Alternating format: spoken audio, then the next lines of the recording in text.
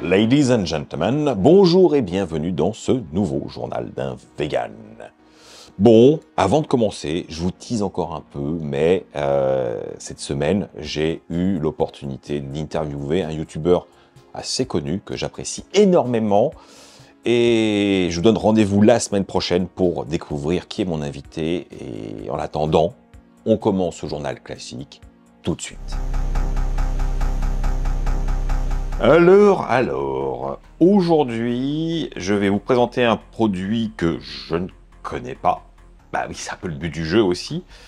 Et c'est un produit avec une marque italienne que je connais déjà, plutôt pour ses glaces. On était assez précurseur pour les glaces végétales en boutique bio. Mais je les attendais pas là-dessus. Du cordon bleu, les amis. Ouais, Valsolia fait des cordons bleus. Alors ça, c'est Laura qui les a commandés sur Official Vegan Shop. C'est vrai que le cordon bleu, ça fait partie des petits plaisirs je sais pas, entre le fromage fondant, les deux strates de simili carné, la panure. Oui, ça fait plaisir. Alors, c'est pas innovant. Je veux dire qu'il y a d'autres marques qui font déjà du cordon bleu depuis assez longtemps en vegan. Mais est-ce que ceux-là sont bien? Nous allons le découvrir ensemble. La première étape, la découverte. Ah, bah déjà, ils n'ont pas tout à fait la même forme. Ils sont un peu plus ovales. Parce que si vous connaissez déjà des simili cordon bleu vegan du commerce, généralement, ils ont une forme un peu de demi-lune. Là, c'est une autre forme. Donc, c'est pas la même usine. Parce que je me méfie parfois. Ok, je vais lire les instructions et on s'y met. Bon, bah, c'est écrit en italien. Hein. Heureusement, l'italien, c'est une langue assez facile à comprendre quand on est français, je trouve. Donc, eh bien, je vais le faire cuire avec un filet d'huile pendant 8 minutes à la poêle. Voilà. Ça peut aussi se faire au four à 220 degrés pendant 10 minutes, mais non, je le ferai à la poêle comme j'ai l'habitude de faire. Alors, comme on est sur un produit italien, je vais quand même par respect utiliser de l'huile d'olive, histoire d'être un petit peu dans le décorum. Voilà, ça reste de la friture, hein, faut pas lésiner. Allez, c'est chaud, je dispose nos cordons bleus. Let's go. Voilà, on est à mi-cuisson, les amis. Donc, je les retourne. Oh, dites donc. Oh. Et c'est prometteur. Hein. Et voilà le travail. Alors, je vais retourner le second. Ah, pareil, hein, ça a bien tenu. Alors, j'ai quand même cuit à feu le plus doux possible sur mon gaz. Histoire que ça brûle pas, mais ça a l'air bien, et je vois qu'il y a du fromage fondant. Allez, c'est l'heure de vérité, on va voir si il y a bien toutes les strates. La panure est bien, hein. En tout cas. Oh là là. Le fromage s'enfuit sur le côté. Et ouais. On voit bien le jambon végétal, le simili viande blanche, et le fromage, il est là, on appuie, il sort. Bon, bah tous les éléments du succès sont à notre portée, a priori. Maintenant, il faut voir ce que ça vaut en bouche, et en texture, enfin, voilà, tout ça, quoi. C'est parti.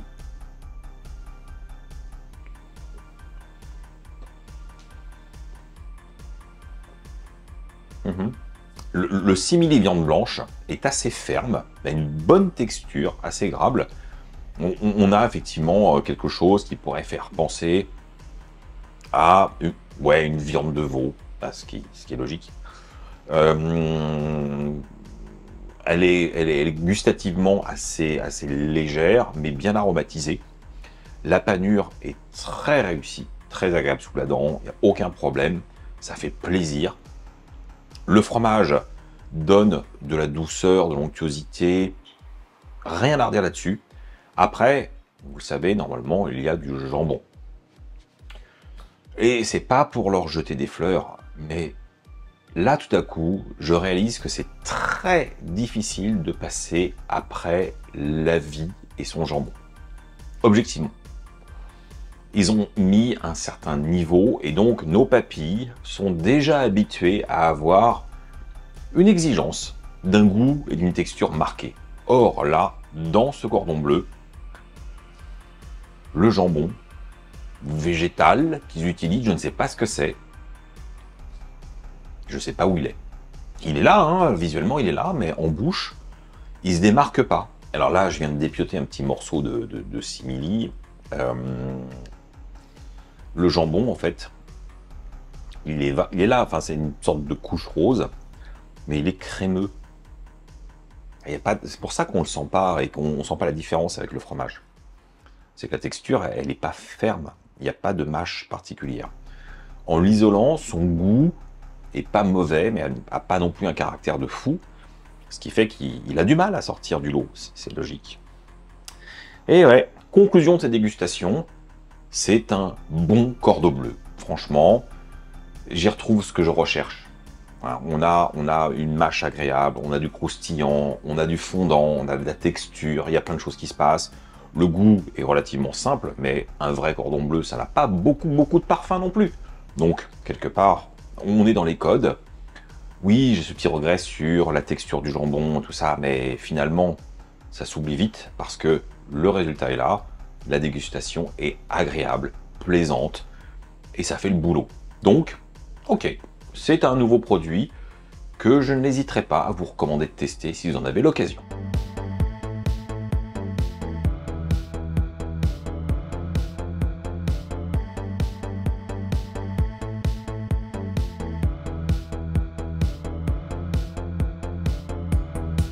Ok les amis, ça fait une éternité que je ne suis pas venu chez Mori Café. Et là, l'occasion était trop belle. Parce qu'il y a des choses à la carte que je ne connais pas. Donc c'est l'occasion de faire une petite mise à jour.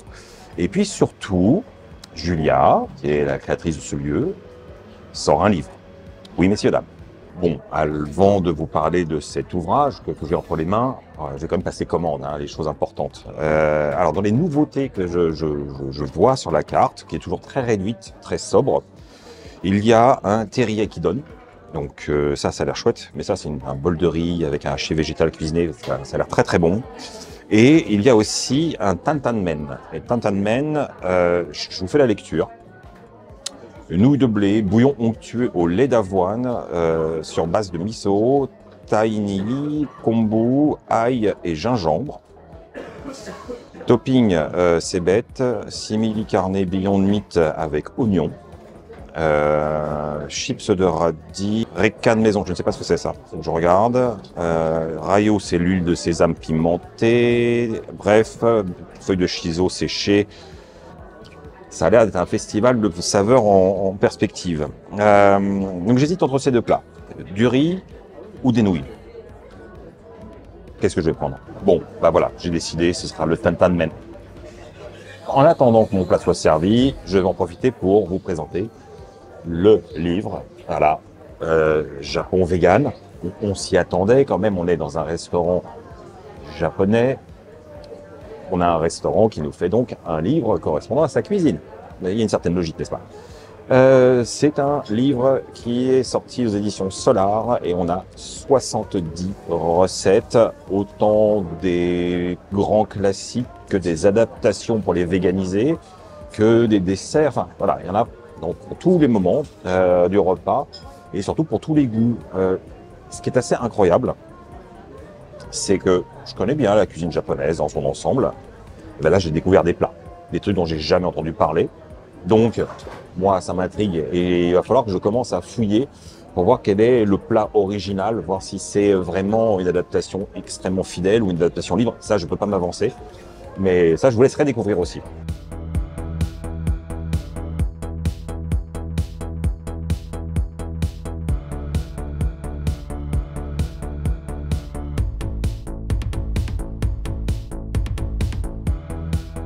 Donc, comme je vous disais, eh ben, j'ai pris le tantan men, certes, mais si vous ne pouvez pas venir à Paris pour le déguster, c'est dans le livre. Voilà. Ça, c'est une bonne chose. Je ne sais pas s'il y a toute la carte. Il faudra que je vérifie.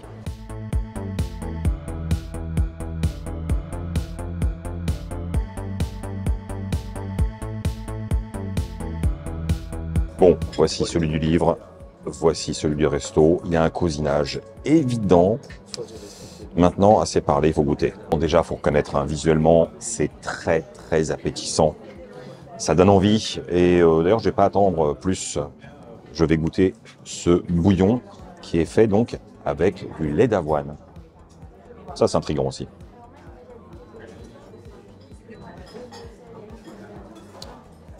Waouh! Ah ouais, quand même. Vous voulez de l'umami, vous avez de l'umami.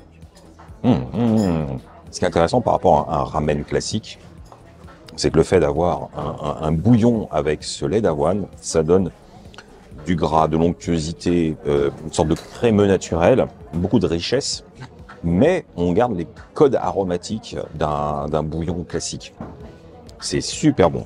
Et alors, ce qui ressort, ces petites graines de sésame avec les épices, le petit huile pimentée, les cébettes. Maintenant, on va attaquer le dur du plat. Mais déjà, cette première phase, je suis convaincu. Allez, c'est parti.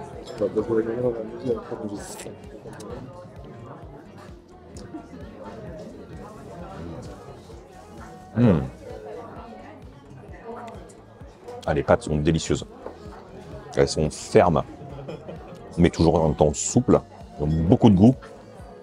Elles ont vraiment capté le goût du bouillon. Goûtez le haché. Alors, pareil. On retrouve la texture du Beyond Meat, mais le goût est vraiment travaillé. Voilà. Ça, c'est un plat gourmand et réconfortant. C'est un régal, les amis. Allez, voyons cette chips de radis.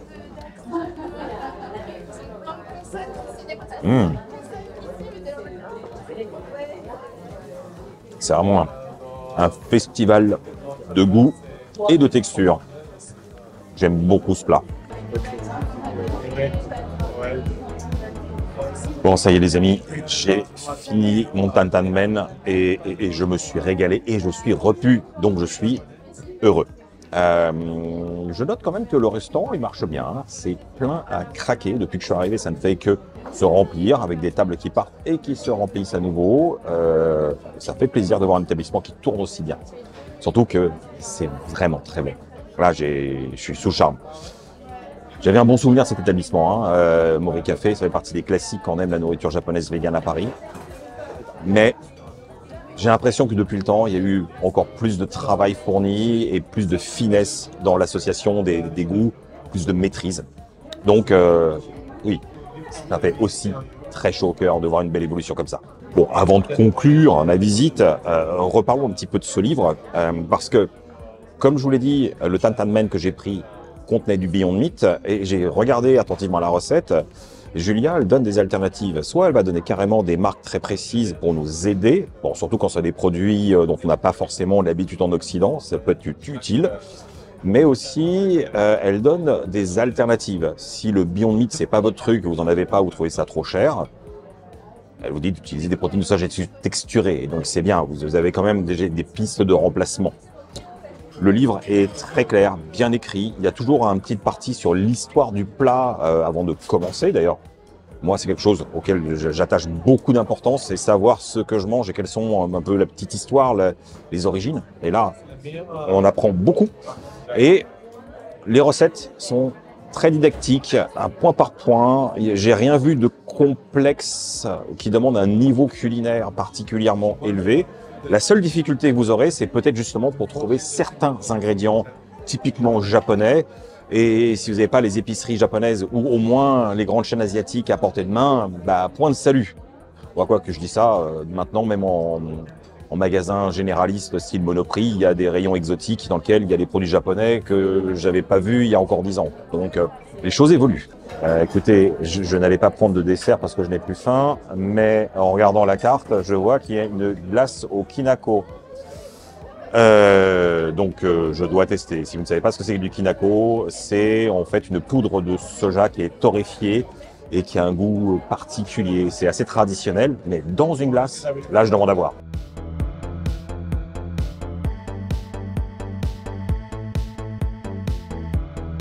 Allez, goûtons ça. Donc, la glace au kinako qui est recouverte de sirop de sucre noir d'Okinawa. Oui, on voyage. Hein. Le recrutement, il est sur le chocolaté. Wow. Ça, c'est original. On retrouve le goût très torréfié du kinako avec la fraîcheur et l'onctuosité de la glace. C'est pas très sucré et c'est justement ce sirop qui vient apporter une sucrosité supplémentaire et ça rééquilibre le dessert. Donc, c'est pas à outrance. C'est vrai, quand j'ai vu sirop de sucre noir, je me suis dit, voilà, ça va être bien, quoi. Et en fait, non. Ça va, au contraire. C'est très équilibré et c'est très bon. Alors, les amis, conclusion de ce déjeuner. J'ai très bien mangé, que ce soit le tatanmen ou la glace au kinako. C'était un régal et des saveurs auxquelles on n'est pas forcément habitué. Ça veut dire qu'on est vraiment sur une cuisine qui est certes japonaise, avec tout ce que ça peut vouloir dire de traditionnel, véganisé de manière hyper gourmande, c'est maîtrisé, ça fait plaisir, encore une fois, et je suis ravi. Voilà. Quant au livre, j'aime beaucoup, et vous savez vous le trouver en librairie. Étrange, n'est-ce pas? Oui, oui, comme tous les livres, dans les librairies. Aujourd'hui, j'aimerais revenir sur une histoire pas très joyeuse, à savoir le scandale J&Joy. Effectivement, si vous n'étiez pas au courant, J&Joy a rencontré un problème de listeria, et ça remonte au mois d'avril 2022 déjà. Et c'est un problème qui a duré relativement longtemps et qui n'a pas été sans conséquences.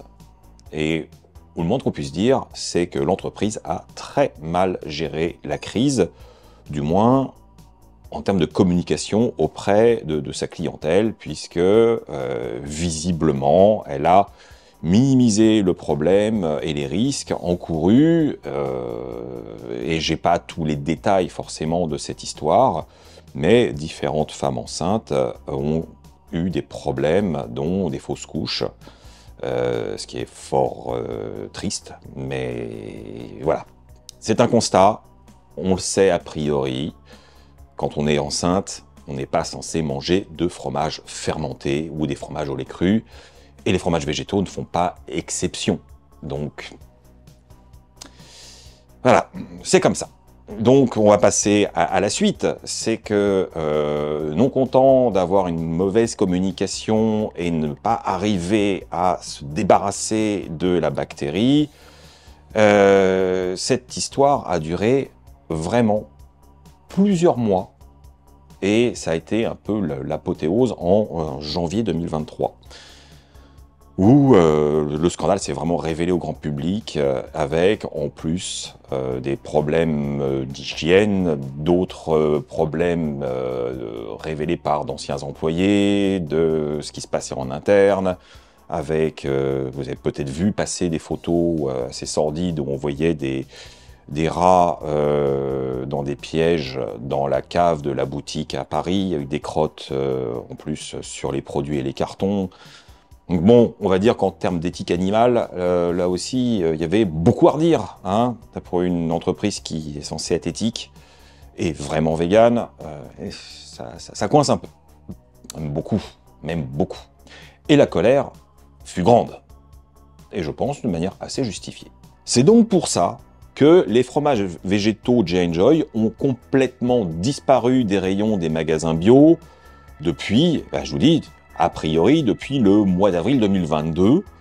Et je pense qu'il y a dû y avoir un problème sur les rappels de produits pour que des gens continuent à les consommer. Encore une fois, je n'ai pas tous les détails de l'histoire. Hein. Je ne suis que spectateur finalement de tout ça. Mais de ce qu'on en a rapporté, oui, voilà, il y a eu pas mal de problèmes de gestion à ce niveau-là. Et tout ça sans la moindre communication sur les canaux officiels de la marque.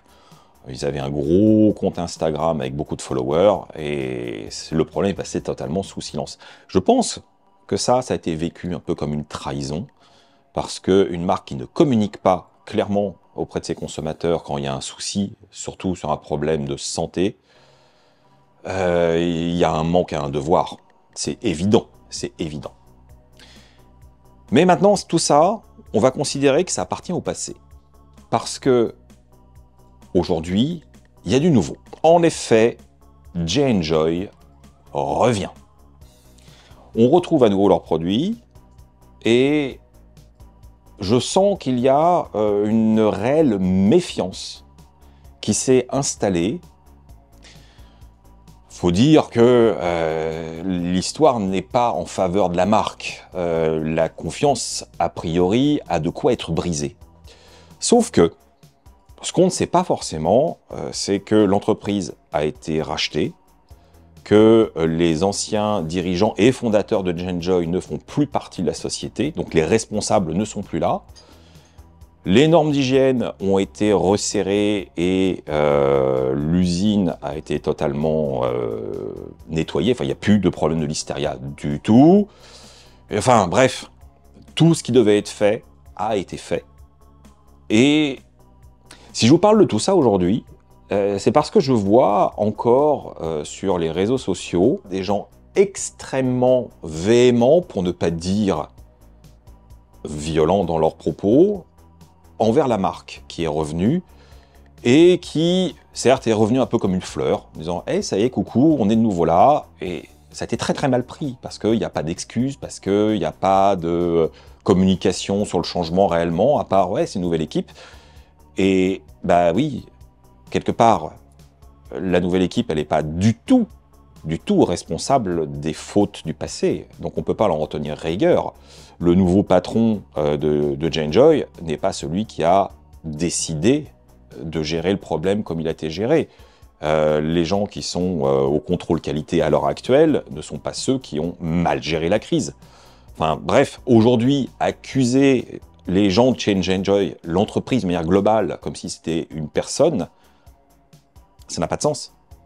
Ça n'a juste pas de sens. Pour moi, c'est un petit peu comme si on vous disait à vous que vous êtes responsable des problèmes causés par votre grand-père. Vous n'êtes pas la même personne, on est bien d'accord. Vous n'avez pas de lien autre que le lien du sang. Et ben, pour une entreprise, c'est pareil, c'est le même nom, mais c'est pas les mêmes personnes, pas dans les mêmes conditions. Et je trouve ça profondément injuste de voir qu'il y a un acharnement, une forme de harcèlement contre la marque, alors que, sincèrement, même si moi aussi j'ai été déçu d'apprendre tout ça, aujourd'hui je sais faire la part des choses entre le passé et le présent. Sachant que dans le passé, tout n'a pas été à jeter, au contraire. On rappellera quand même que J&Joy a été la première entreprise française à proposer du fromage végétal affiné. La toute première. C'est peut-être l'entreprise qui a permis de faire éclore des vocations pour d'autres fromagers végétaux français, en montrant que oui, c'était possible, que oui, il y avait un marché, et que c'était quelque chose de viable. On peut au moins leur reconnaître ça. Et puis même si, très honnêtement, je trouve que les premiers fromages J&Joy de l'époque, je les appréciais, et puis avec le temps, je m'en suis un peu lassé parce que je ne les trouvais pas assez évolués par rapport à ce qui se faisait, malgré tout, je les ai aimés, ces fromages. Et j'en ai souvent parlé. Parce qu'effectivement, ils avaient leur qualité dans leur espace-temps. Après, voilà, les marques, elles évoluent comme elles ont envie d'évoluer. Et d'ailleurs, J&Joy a évolué. Ils ont été les premiers à proposer des fromages végétaux à pâte lavée, un bleu incroyable, bref, ils ont été vraiment moteurs de l'industrie du fromage végétal français, et ça, on ne peut pas le nier. Et c'est peut-être aussi pour ça que ça fait mal de reconnaître qu'une entreprise n'a pas été aussi clean qu'on aurait aimé qu'elle soit, alors qu'elle a tant fait pour l'alimentation végétale. C'est vrai, ça laisse un goût amer. Puis sincèrement, je trouve que c'est un petit peu fou d'aller reprocher en permanence à une entreprise, justement en termes d'entreprise, juste une part de son histoire, sans se baser sur le présent et sur ce qu'ils sont à l'heure actuelle.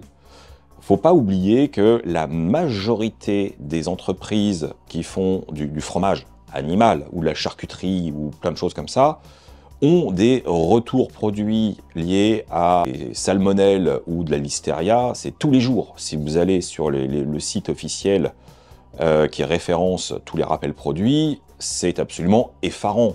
Et pourtant, j'ai l'impression que, hors du milieu vegan, bah, les gens tiennent pas rigueur. Ils ont une information.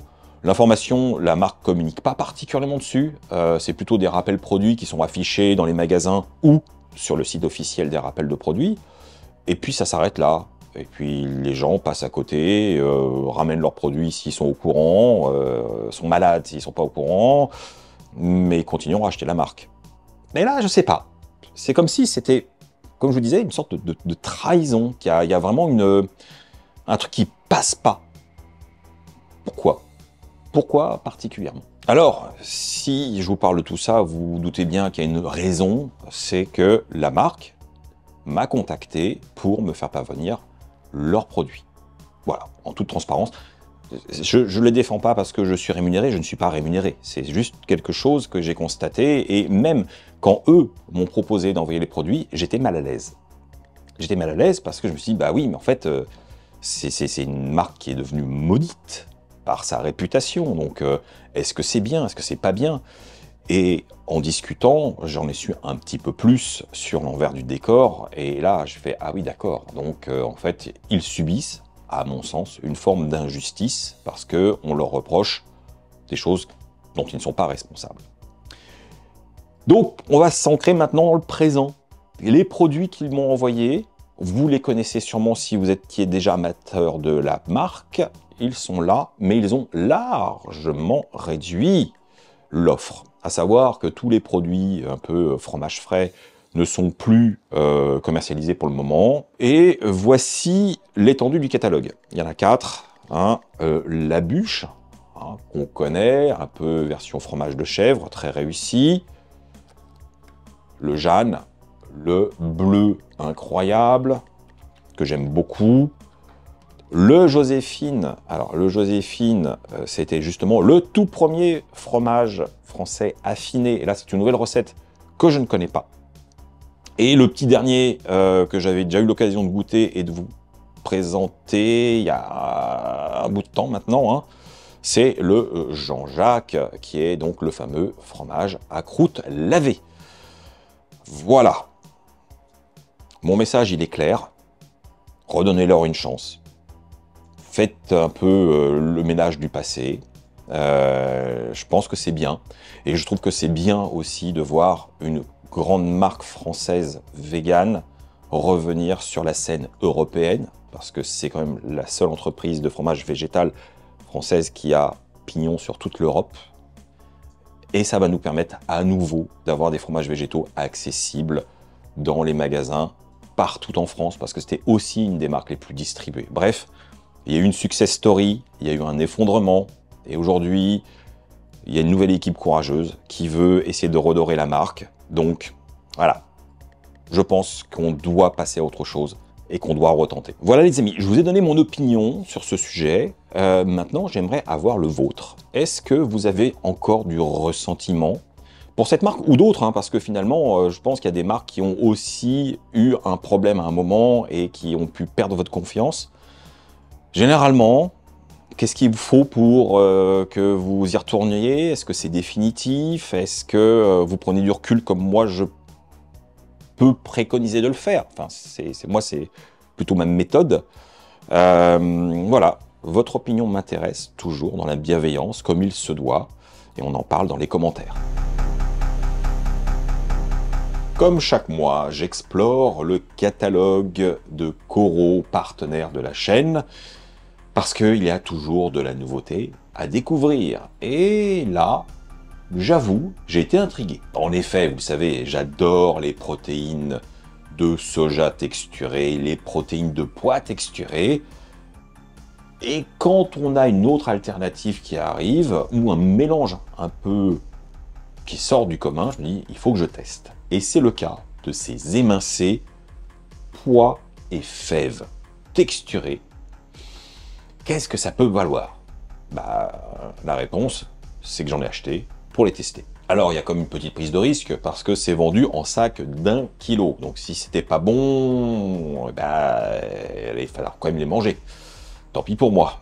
Mais cette fois-ci, j'ai gardé de manière très stratégique ce seau en plastique d'un autre produit Coro. Je sais plus, je crois que c'est des biscuits, des gros biscuits. Ouais, plutôt dans le genre. Et je l'ai gardé parce que quand j'achète du riz ou d'autres trucs qui sont en grand format, bah, c'est un récipient bien pratique. Et là, c'est le cas. J'ai mis mes protéines dedans et je vous montre sans plus tarder à quoi ça ressemble. Et voilà. Donc vous voyez, on n'est pas sur la protéine extrêmement fine comme pour la bolognaise, on n'est pas sur des petits morceaux assez conséquents qui vont donner un morceau de viande, on est sur quelque chose d'intermédiaire, des petits morceaux assez larges malgré tout, plutôt en forme de carré d'ailleurs. Comme d'habitude, ça n'a d'intérêt que si on sait les cuisiner. Heureusement, c'est très facile et j'ai déjà fait des tests. Vous pouvez compter sur moi. Donc, est-ce que c'est mieux ou différent par rapport à une classique protéine de soja texturée? J'ai la réponse à cette question. Bon, pas de suspense inutile, c'est différent. On a un morceau plus large par rapport à l'usage, mais une texture plus tendre, un peu moins de résistance à la mâche, mais quand même, il y a un petit effet. C'est plutôt sympa. L'avantage de cette protéine mélangée, c'est qu'elle est très rapide et facile à cuire et donc à capter les arômes. C'est le genre de protéine que je peux rajouter dans un plat qui est un peu avec un liquide ou une sauce un peu fluide, direct, comme ça, sans avoir besoin de la réhydrater dans un bouillon à côté. Ce qui est plutôt agréable.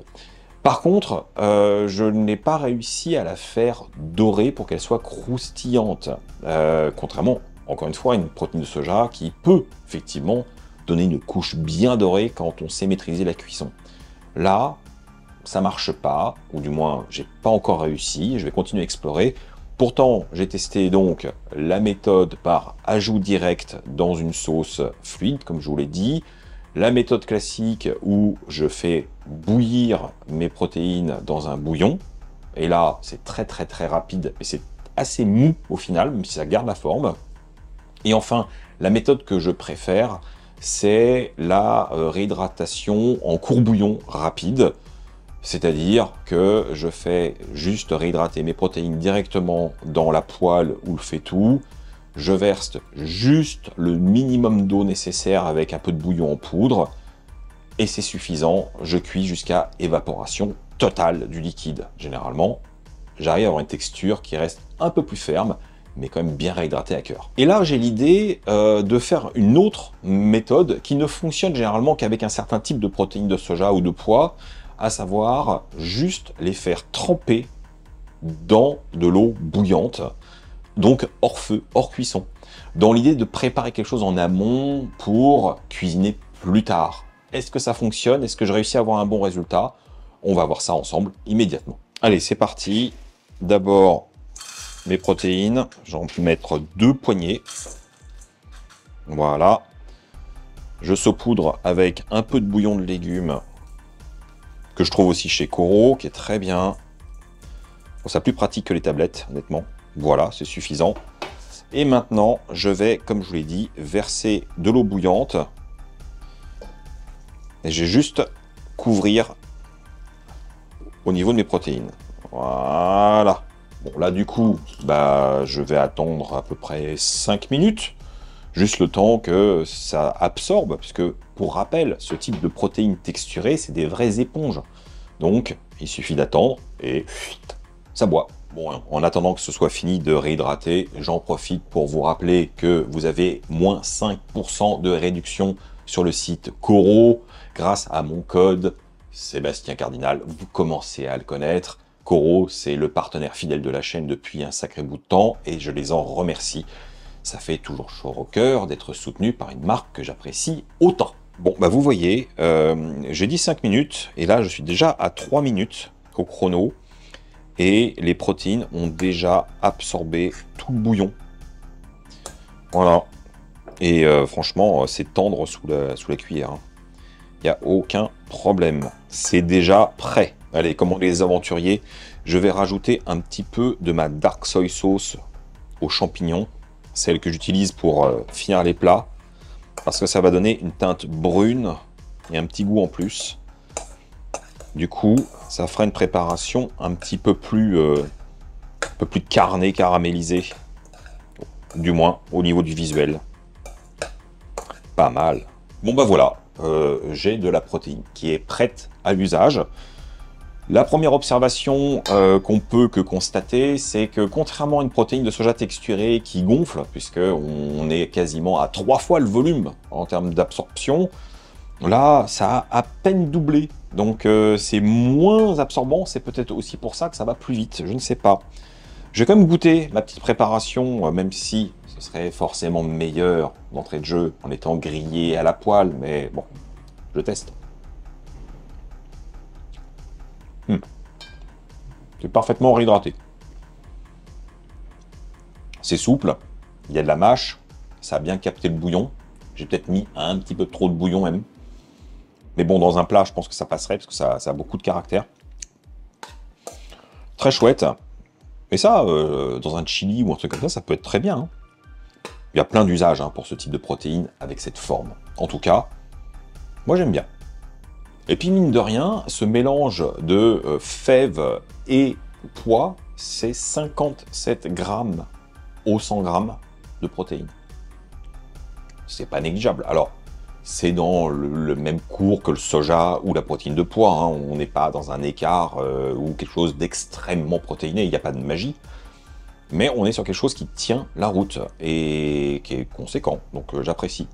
Par contre, chose très étrange, c'est que à part chez Koro, je n'ai jamais vu cette protéine de texturée avec ce mélange ailleurs. Je n'ai jamais vu. Donc voilà, c'est peut-être une exclusivité ou un truc qui n'est pas encore arrivé en France ou peut-être même pas en Europe et ils ont trouvé un truc, je sais pas. En tout cas, moi j'aime bien les alternatives, j'aime bien essayer et je suis ravi d'avoir 1 kg de protéines qui vont passer sans aucun problème dans ma cuisine du quotidien.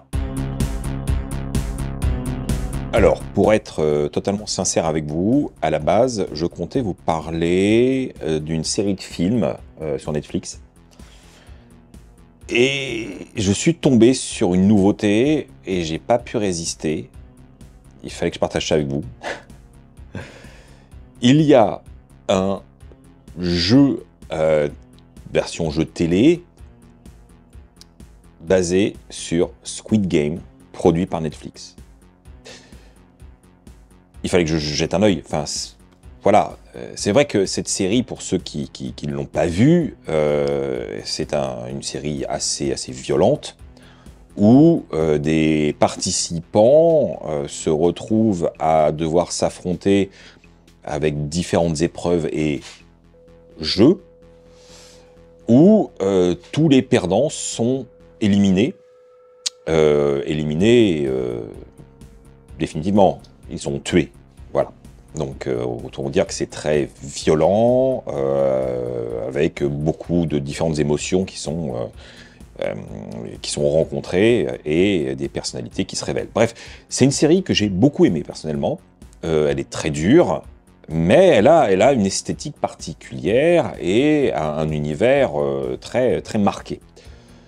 Et effectivement, on pourrait se dire, et pourquoi pas faire du Squid Game en version réelle, avec des gens qui ne sont pas des acteurs, mais plutôt des candidats, sauf qu'on ne va pas les tuer.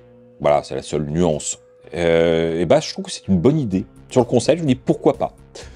Et donc, à chaud, je vous ai juste regardé le premier épisode, et j'ai déjà envie de voir la suite. C'est pour ça que je suis obligé de partager ça avec vous. Et je plaisante pas. Hein. Je viens de regarder, j'allume ma caméra. On est jeudi. La vidéo sort le vendredi. Donc, ça vient du cœur. J'ai trouvé ça super sympa de voir cette adaptation.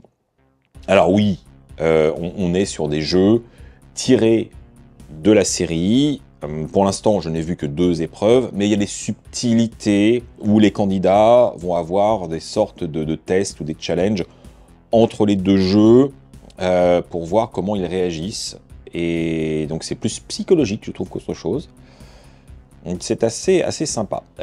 Là où il y a une grande différence avec la série, c'est que, comme je vous l'ai dit, heureusement pour eux, ils ne meurent pas. Ils se font tirer dessus au paintball, et là, ils ont une tache, même pas rouge d'ailleurs, ils ont été sobres, c'est une tache noire, et ça veut dire qu'ils sont éliminés. Bon, ok, certes. Eh bien, le pendant de cette sécurité, c'est qu'on voit que les candidats, parfois, prennent les choses un petit peu à la légère, et il n'y a pas tant de conflit moral ou d'urgence pour sauver sa vie. Logique. Et donc, il n'y a pas cette saveur particulière développée par Squid Game. Là, on a vraiment des candidats qui s'affrontent dans des épreuves, qui ont des stratégies, qui doivent faire des trucs, un petit peu comme un Koh-Lanta, puisque bon, moi je ne suis pas, mais Laura, elle est grande fan, donc je vois parfois d'un œil quand ça passe. Oui, c'est ça, il y a à la fois de la vie commune, il y a à la fois des épreuves, il y a à la fois des éliminations, il y a de la tactique, de la stratégie. Voilà. Donc c'est un peu l'état d'esprit, avec des alliances qui se forment, des trucs comme ça. Premier épisode, je me suis régalé, j'ai hâte d'ailleurs de voir le second, ce que je vais faire dès que j'ai arrêté ma caméra. Et c'est une série qui est en cours de diffusion. Donc là, je peux vous dire tout de suite, il n'y en a que 5 de dispo. Je ne sais pas combien il y en aura au final, mais je vais suivre ça. Peut-être que je vais me lasser parce que ce sera redondant, mais rien que le premier épisode, ça mérite d'être regardé. Alors, cette semaine, je suis obligé de cuisiner un légume frais, non pas un surgelé. Incroyable! Non, mais ça m'arrive, ça m'arrive. C'est juste qu'au quotidien, et comme j'aime vous simplifier la vie, je préfère prendre des petits raccourcis qui sont bien pratiques. Malheureusement, ou heureusement, puisque c'est une occasion en or, Monsieur Florian TDK, que vous commencez à connaître, a fait une commande de légumes bio et a reçu 2 choux. 2. Bah, un chou pour 2 personnes, c'est déjà beaucoup. Alors 2 choux pour 2 personnes, ça a fait que nous avons hérité du second chou et que maintenant je dois en faire quelque chose. Et oui, il est énorme, mais il est très beau. Alors là, je vais partir sur un côté rustique, un peu tradi, un peu la potée au chou, enfin un truc réconfortant qui sera sûrement très bon. Et puis je vais utiliser des petits lardons végétaux, et puis du vin blanc et des épices. Ça va être bien. Ça va être bien.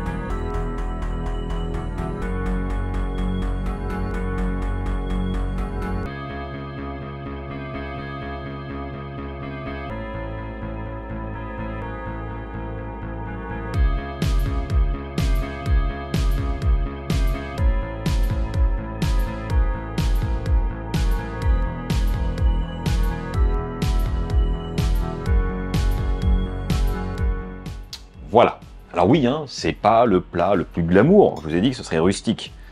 Du chou, des lardons, les bonnes épices, un peu d'oignon, du vin blanc, du gras. La vie.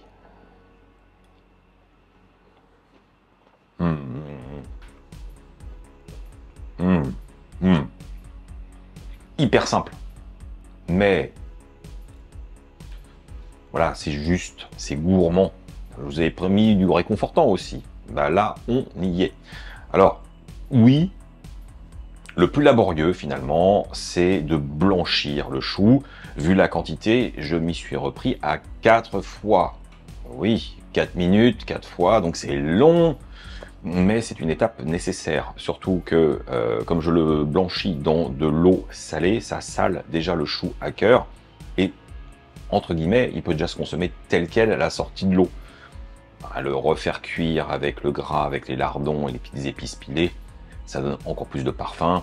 Le vin blanc, j'en ai pas mis énormément. L'idée, c'est pas de faire une choucroute non plus.